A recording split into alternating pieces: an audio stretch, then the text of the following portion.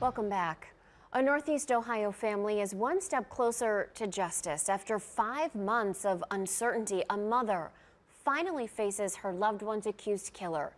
Noelle Williams was there for the emotional encounter. He doesn't deserve to be out. He don't deserve to be out. A mother's desperate cry to keep her son's accused killer locked up. Ronnie Briggs killed outside his own business. Today, after 5 months on the run, Travis Hicks had his day in court.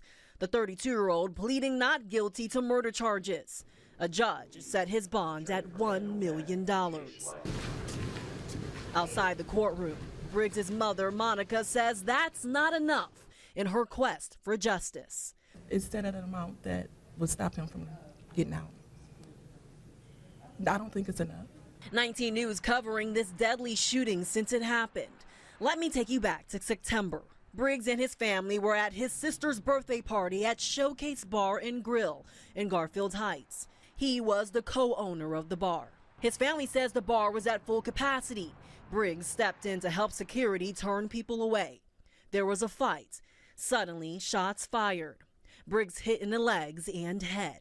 Police say Hicks is the one who pulled the trigger. He went to my son's establishment with a weapon.